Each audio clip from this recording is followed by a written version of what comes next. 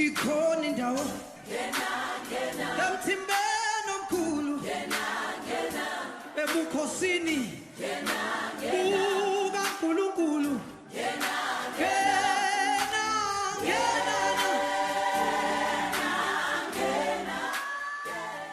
Confession and forgiveness. Tabuluka kanye nokuthethelelwa. Bingelele ubaba wethu uMpunzana. Siyabonga baba ithuba bosinikezelo nasithathe kancane kulento enkulu yokuthi sikwazi ukufinyelela kubantwana bakaNkulunkulu behlezi ezindlini zabo njengalokho izwe noma izwe lakithi libemezele umongameli wethu. Ubaba ongcwele siyabonga nasekuseni. Ngiyabonga mzali wethu. Siyabonga uNkulunkulu, siyabonga thola lamadwala. Siyabonga wena ongakaze ujike, wena ufungwa angajiki. Sesiyasondela kuwe nezwi lakho. Ligcobe kuseni ukhulume ngalo baba onamandla onke. Wena wedwa onguNkulunkulu baba ongcwele izwi lakho elithi izulu lake labemeza lathi indodana yami enkholwa iyo lathi izweni. Siza kuwe baba ongcwele lokho amazulu aliphasisile igama lakho, lokho umhlaba wonke ulivumile igama lakho uthi wena uyinkosi phezu kwakho konke. Wonke izilimi baba ongcwele namadola azoguqa ilimi zibemeze zithi uJesu inkosi, ngoba wewedwa baba ongcwele omisiweyo. Siyabonga uthando olungaka lokubudela uphila ngenxa yethu baba ongcwele, usilande ezonweni ngegazi lakho, wasithenga ngenani elingenawulinganiswa nalutho. Sesiyakhuleka ke sesingena ezweni, wena umnini mandla onke, umahluba ongcwele, umangena kuvaliwe baba ongcwele, akekho onamandla ungadlula wena egameni likaJesu. Futhi akekho uNkulunkulu omele ukukhonzwa ngaphandle kwakho.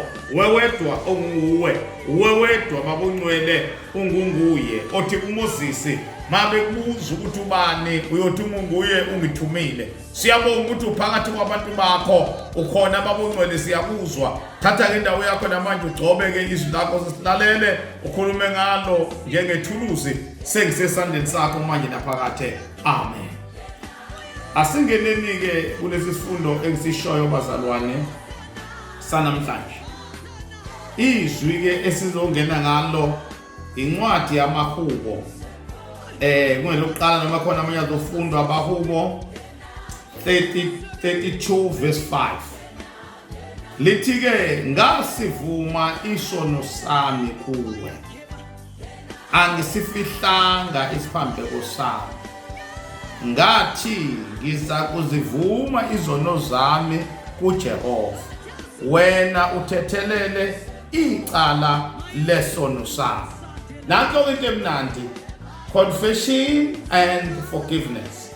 Uthi uDavide ngazivuma izono zami kuwe, abesethi angisifihlanga isono sami kuwe. Ngoba phela i-confession is not masikhuluma ngokuhlambuluka. Okokuqala kufanele ukuthi wena uzibone isono sakho noma ulibone isiphambeko sakho. Inkinga yethu kulezi insuku asikwazi ngoba sisizwa umoya engcwele bazalwane ukuthi sikwazi ukubona ukuphambuka noma isono sethu. Uthi uDavide yena wasibona wangasigohla, wasivuma isono sakhe kuNkulunkulu wethu. Owethu umbuzo sinawe uthi kusho ukuthi kanti uvuma isono, oqala ukuthi uvuma isono uvumelana noNkulunkulu. Uya kuNkulunkulu uthi baba ngiyavuma mina ngonile kuwe. That agreement between you and God iyona elekelela ukuphila kwakho. Asingeneni uma ngoba senzani isono singcolisa unembeza. Conscious uyangcola unembeza. Umzalwane angaba khona ebandleni akhonze isikhathi eside omunye. Ngiyakululeka lokhu bazalwane, ungakhonzi usalahlwa unembeza. Angisho ukuthi ibuyele ezweni, kodwa hlambuluka uNkulunkulu umdali wezulu nomhlaba uthi kuDavide ngazivuma izono zakuwe wena Jehova ngoba uJehova bazali bami izandla zakho ivulile ukuba uma sisonile size kuye sihlambuluke ukuze unembeza wethu uklineke ngoba ukhonza ulahlo unembeza yona into elikhulu kakhulu eyenzakalayo enye yesibili make wasivuma nje shona when you confess your sin same time uNkulunkulu uyakuthethela bese kwenzekani kuwena immediately you find rest in your soul umphefumulo wakho uyaphumula ngenxa yokuthi usuvuma isono sakho ayikho into ebuhlungu njengokuthi abantu bengakuboni bakubone mhlambe khona inkonzo mhlambe yashumayela kodwa unesono nje simi phambi kwakho esinga umuntu oyikhulula kuleyo nto wena ungena empedeni wakho uthi yalala uhleze endlini bakubona ukuthi abantu uhleli nabo usuyathula nje kanti hayi ukuthi uthuliswa isono osenzileyo uthi kuDavide ngasivuma isono sami kuwe angisifihlanga isono sami ngoba phela abazalwane isono mawusifihla lithi ke iBhayibheli isono sakho umuntu siyamfumana awubazalwane bami kuhle sibe nawo lenkonzo yokuvuma izono zethu singazifihli izono ake siye kuIsaya 29 ningixole namhlanje ngoba enhlizweni yami kwalento ukuthi nje ake sibuke njengabazalwane nje bahleze emakhaya mhlambe ithuba elihleleni lokuthi uspend isikhathi noNkulunkulu ucheck impilo yakho uvume nala konakele khona uIsaya 29:15 uthi wo ubona abajulu kuba basithezele uJehova isu labo kusho ukuthi amaqhinga la bathi umuntu onamaqhinga owasivuma isono kusho ukuthi uzama ukusithezela uJehova Isaiah 29 lowo Isaiah 29:15 lo uthi wokulabo abanamaqhinga abanamasu okuzama ukusithezela uJehova kubuhlungu ukukhonza unenkonzo yamaqhinga kubuhlungu ukukhonza ukuthi ufihlela uJehova lithi ke lelive bekubana abamsebenzi yabo nabo abantu abafihlela uJehova imisebenzi yabo isebunyameni ufihlela nje uJehova ucabanga ukuthi wena amasu akho ukuthi wenza umsebenzi wobumnyama nabasho ukuthi ngubani osibonayo ngubani osaziyo na ngubani osibonayo ngubani osaziyo na ngicela ukukhumbula ukuthi thina abazalwane bami singabazalwane ukuthi kuphi uJehova uyakubona lapho khona ngenkathi wena uthi ubani ongibonayo impendulo ithi uJehova uyakubona abantu ngabafihlela umfundisi wamfihlela singakuboni thina kodwa uJehova yena angeke umfihle amasakho onke ungawenza kodwa angeke umfihle umsebenzi wobumnyama uJehova ubone kusithekile ukuthi ke lo mbuzo lento liphela uthi ungazifihla yini izono zakho la cha we cannot hide sin from God we cannot hide sin from God njengoba bethi ubani ongibonayo ubani ongaziyo na enza imisebenzi womnyama kodwa I warn you you cannot hide your sin uNkulunkulu uyakubona ekusithekeni okwesibili engakusho you can hide sin kithina njengabantu yebo nasingabantu esikubone kodwa uNkulunkulu uyakubona yebo abanye wenza izinto zobumnyama singakuboni vese kahlehle thina singabelusi bebandla umahluleli uyedwa uNkulunkulu lo okwazi ukubona ekusithekeni okwazi ukubona abantu bengakuboni noma abantu bazalwana lento ibhlungu lento engiyishoyo ayikho into ebuhlungu ukuthi ume phambi kwebandla wenze yonke ukwazi kahle ukuthi there is something in your heart oyifihlile engekhona ubuzalwane kubalekile bazalwane sifunde inkonzo yokuhlambuluka kwenzekani uma umuntu evuma izono zakhe na what happens when we do not confess our sin kwenzeka uma umzali engazivumi izono zakhe na what is happening if you are not confessing your sin. Kwenzekani empilweni? Okokuqala, you are losing a fellowship with God. Ulahlekelwa ubudlelwane noNkulunkulu. uJesu mayesesiphambanweni, umaye ezulu lesine, umayethi Eloi lama sabathani, uNkulunkulu wami ungishiyelani? Ngithi mina ungahlala ungakhali kukho konke, kodwa ungalenzi iphutha, uvume ukuthi ubuso bukaNkulunkulu nawe bulahlekelana. Ungalahlekelani noNkulunkulu ngenxa yento yangaphakathi. Ikhiphe ngoba uNkulunkulu uzonakulo uNkulunkulu wathi uzokubusisa. Uma umuntu engayivumi izono zakhe, ulahlekelwa ubudlelwane bakhe noNkulunkulu.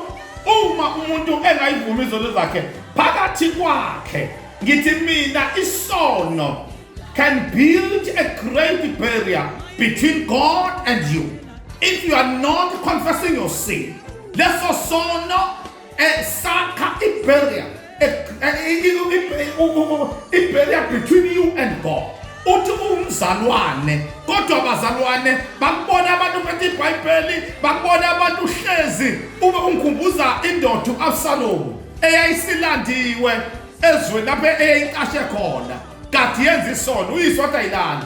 Iziyabuza nje ithi ngoba sengikhona, pho uma ngabona ubuso benkosi bengilandelwane lapho bengikhona, ungabi bikho ulibize ngomzalwane, uhlale esontweni abantu bekwazi, usukume endaweni yakhona, kodwa ubuso bakho kube kune barrier between you and God ngenxa yesono.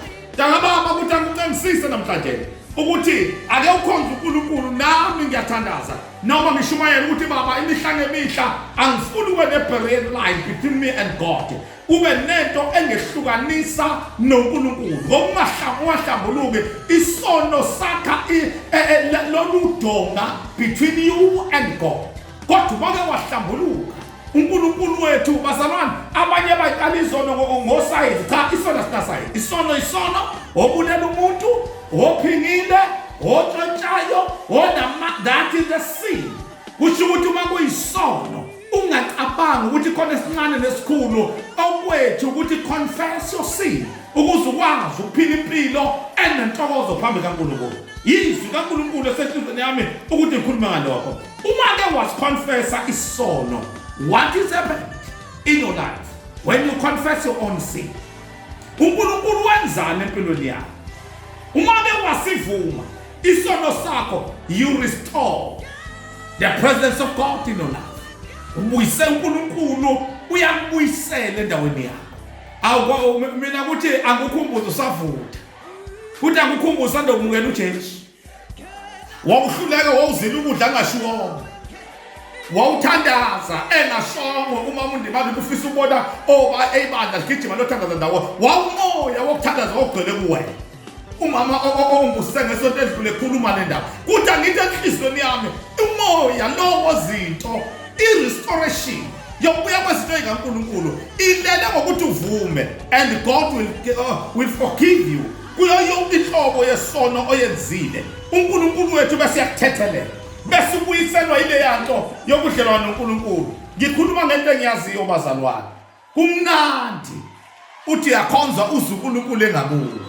Kumnandi ukhonza uNkulunkulu uzwe ngisho uhamba endleleni, drive imoto, umuzwe uNkulunkulu asegcwele imoto yakho, uzukhulume ngezilimi, udrayive imoto igcwele ngoba unobudlelwane nibhobokelene noNkulunkulu. Yilawo mazwi asethivini yami, asiqhubekeni.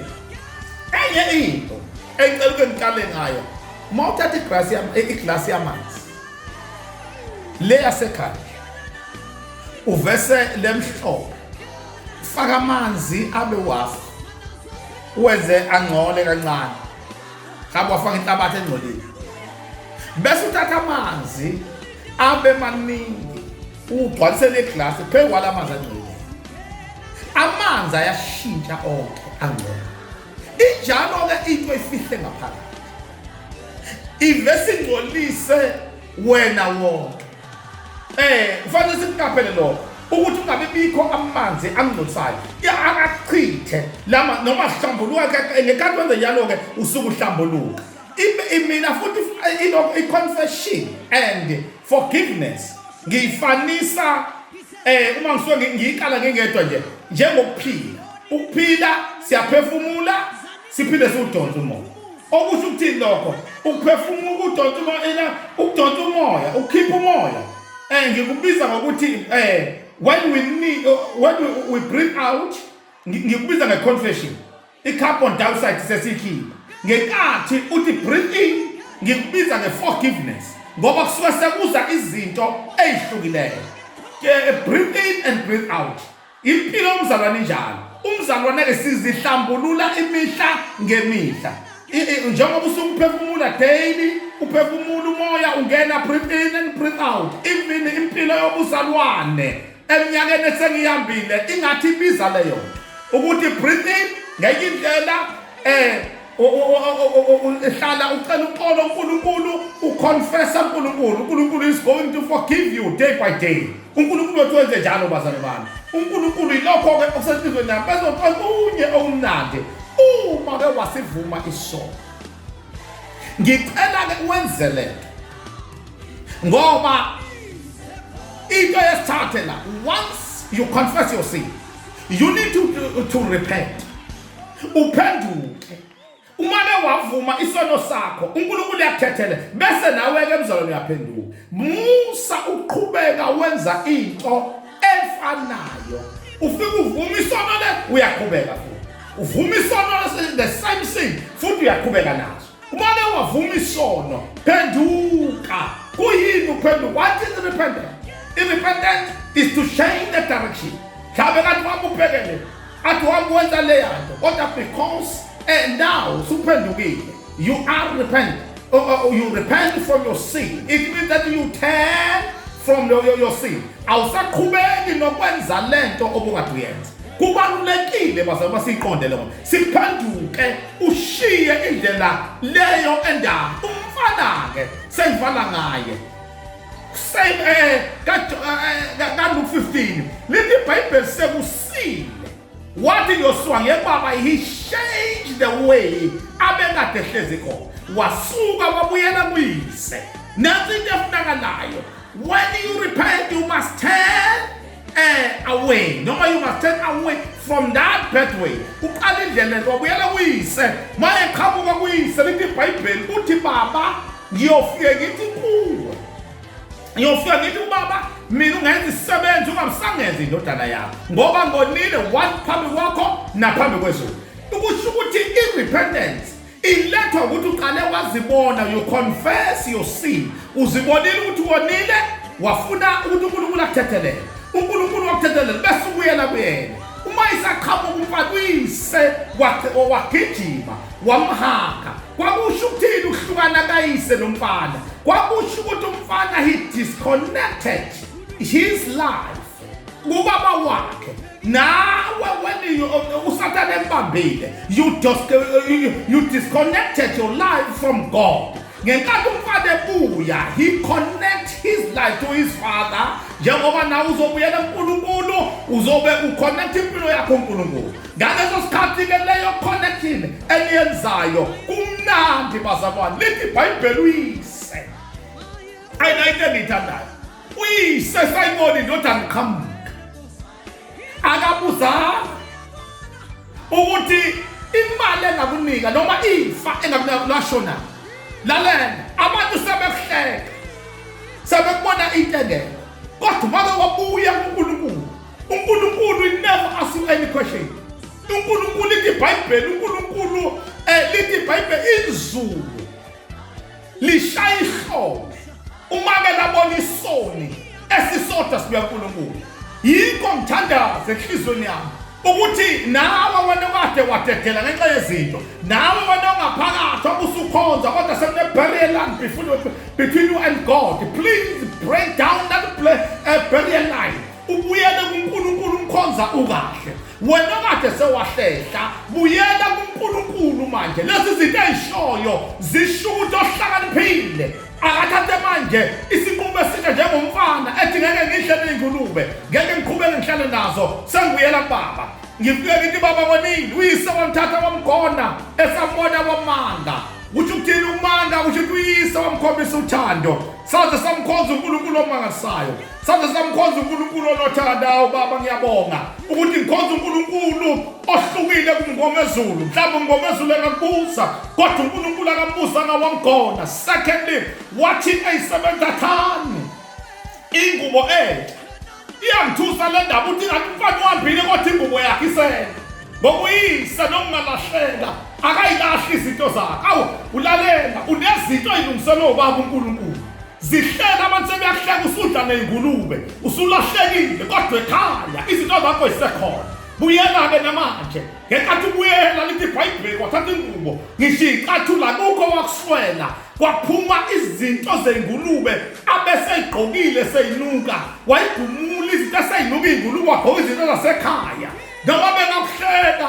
kodwa ngiyamemezela njengenceba kaNkulunkulu buyela kubaba unothando uNkulunkulu wethu akasoze akuba ukhona umhlabelelo wabazalwane oluthi alikaze langedlula nami lwane uthando lukaBaba lunjengolwandle bo kodwa lukaze langedlula ukuba nami lungangisindisi nami lwangisindisa nami nawe nababonayo namhlanje kube ngathi bavelaphi kodwa sagezwa ngoba kwabuya kuBaba izinto ziyenzeka nawo amazwi asenhlizweni yami wagqokiswa kwaba nedili wahlatshelwa kwaba nedili ndodana endala mayisibuka lokho yasuka umoya uthi angikhuza abantu abangaphakathi emasontweni musani ukubalela abantu ukuthi bahambele ubaba kashona ubaba useyiphendula ngaleli gama uverse 32 wokugcina kuyo lena kaLuka 15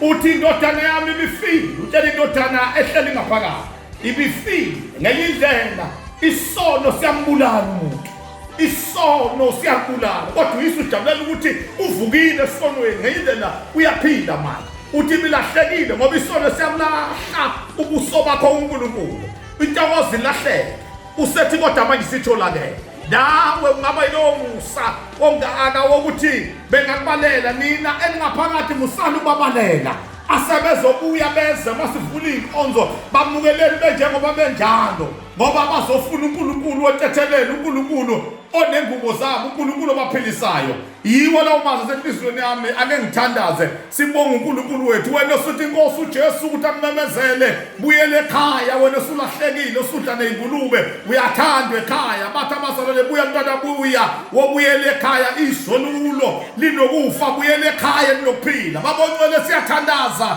egameni likaJesu waseNazaretha busisa abantwana bakho belalele baba kuyiSunday sanokhonza incika kaNkulunkulu balalele nabo bazothandaza manje yenza umusa manje lapha phakathi amen.